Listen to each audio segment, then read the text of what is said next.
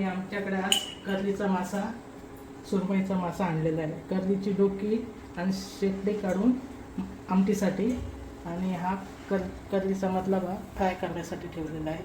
हा सुरमईचा भाग फ्राय करण्यासाठी ठेवलेला आहे.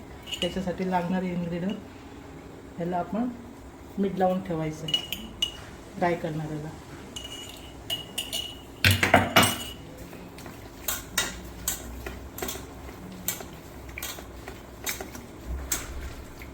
मीठ आणि मासा एकजीव करून घ्यायचा आहे अशा प्रकारे. हे आता आमटीचा मासा मीठ लावून ठेवलेला आहे. हे फ्राय करण्यासाठी मिरची पावडर, धणे पावडर, मीठ आणि हळद मिक्स करून घ्यायची. सुरमई फ्रायसाठी आहे. आणि अजून एक गोष्ट इकडे अशी आहे की ही सुरमई तुम्ही पाहत आहात, ह्याचा आकार पाहावा एकदा. तुम्ही जी हॉटेलमध्ये पाहता सुरमई त्याच्यापेक्षा कित्येक पट मोठी आहे ती. हे सगळं मिक्स करून त्याच्यात आपण कोकम रस टाकणार आहे. 2 चमचे कोकम रस टाकले.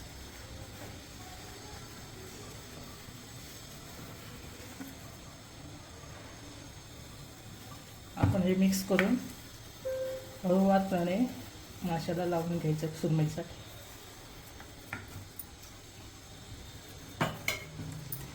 कारण सुरमई मासा खूप मऊ असतो, आपण इकडे इकडे हलवलं की ते तुटू शकतो, म्हणून आपण वरच्यावर लावून घ्यायचे. त्याला एकदम सोपी पद्धत आहे.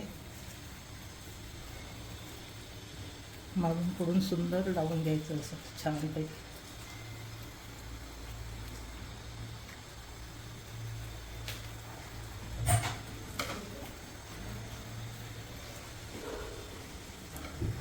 हे असं लावून 15 मिनटं मॅरिनेटेशनसाठी ठेवायचं.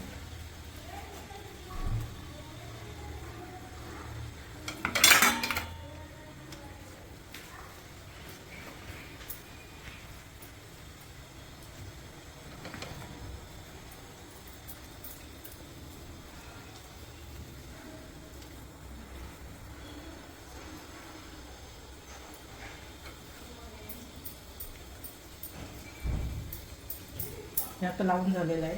ते 15 मिनिटासाठी असं बाजूला ठेवून घ्यायचं. ही आता कढई मीठ लावून ठेवली असा. त्याका आता हळद पावडर, ते घट्ट मासे असतात त्याच्यामुळे त्याका हलवलं तरी काय तुटायची बिटायची भीती नसतं त्याका. आणि धणे पावडर हे चांगले मिक्स करून ठेवूया 15-20 मिनिटासाठी. आणि मग हे फ्राय करूया. हे आता असे 15-20 मिनिटासाठी मॅरिनेशनसाठी ठेवूया.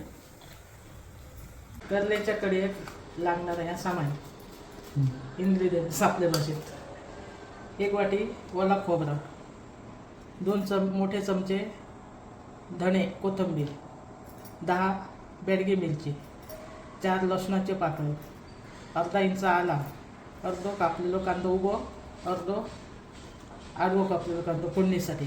हे सगळं बारीक मिक्सरवर वाटून घ्यायचं. या कर्लीची कढी बनवण्यासाठी हे आपण बारीक वाटून घेतला. गण कसं आहे बघा, एकदम बारीक वाटून घ्या.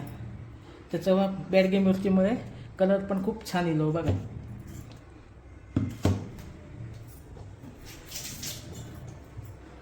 आता एक गॅस चालू करून एक भांडं तापत ठेवलं,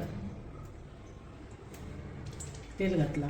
सगळ्यात माशाच्याकडे फोडणी घालूची असं काही नाही. कर्ली, सुंगटा किंवा सुरमई अशा माशांच्याकडे एकच आम्ही फोडणी घालतो. हे अंदाजे किती चमचे टाकलेलं आहे ते? अंदाजे 2 चमचे तेल टाकलं. कांदो तेल टाकल्यावर कांदो टाकला.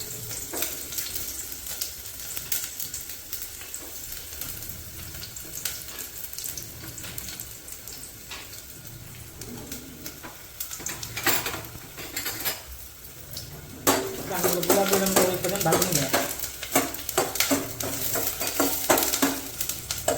कांदो पण सगळ्या माशांना घालतो असं काही नाही. बांगडे, तारली ह्या माशांना आम्ही कांदो नाही घालतो. बाकीचं सगळं घालून वाटून घेतो. सुंगटाची कढी, पापलेट, कर्ली हळदी त्या एका माशांना आम्ही कांदो घालतो वाटून आणि फोडणी गुलाबी रंगापर्यंत भाजून घ्या. हे बघा भाजायला लागतो चांगलं कांदो.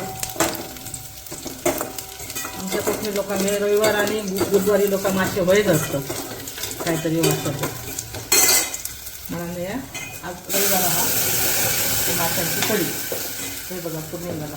मी जर तुमचं इंग्रेडियंट दाखवलो ते 6-7 लोकांसाठी माशांची कढी म्हणा. काही लोक आमटी म्हणतात, कढी म्हणतात, माशांचा कालवण म्हणतो, पण आम्ही कढी म्हणतो मालवणी भाषेत. मराठी भाषेत कालवण, माशांचा कालवण. आपण होईल तितकी पातळ जाड होईल तितकी का बनवा. आपण होईल तितकी जास्त पातळ जाड करू शकता तुम्ही. एक उकळील्यानंतर मासे सोडायचे आणि जास्त ढवळायला पण नको. जास्त ढवळायला कारण की नको. मासे नाजूक असतात, ते तुटून जाण्याची शक्यता असते. आणि आपण एक उकळी येते की मासे टाकले, एक उकळी येते की आमसुलं टाका. 6-5-6 आमसुलं.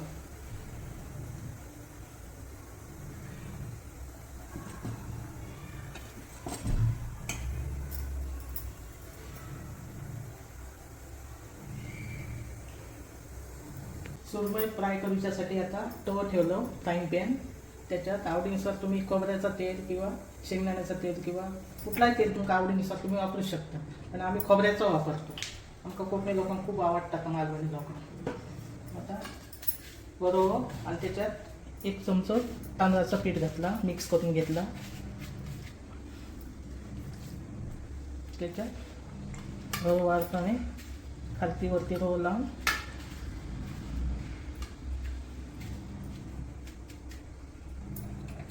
फ्राईंग पॅनमध्ये ठेव.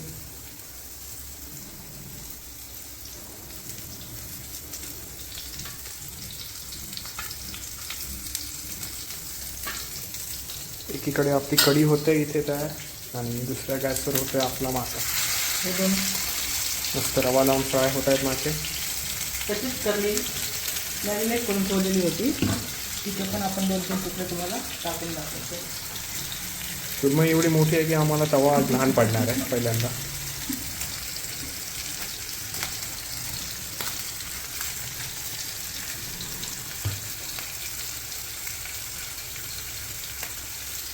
इथे तुम्ही पाहत असाल कढीला उकळी आलेली आहे. आता गॅस बंद करा. आपण गॅस बंद करतो आता.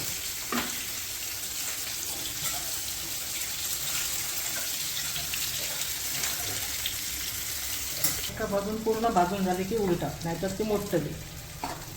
एका बाजून पूर्ण भाजून झाली की दुसऱ्या बाजूने परत भाजून घ्यायची. बारीक गॅस ठेवून 1-अर्धा तास भाजून घ्या. मस्त भाजता. मोठा गॅस भाजून घालून भाजल्या ठेवून तर ती व्यवस्थित भाजणार नाही, आतपर्यंत मुरणार नाही. म्हणून बारीक गॅस ठेवून 15-20 मिनटं बारीक गॅस ठेवून भाजून घ्या.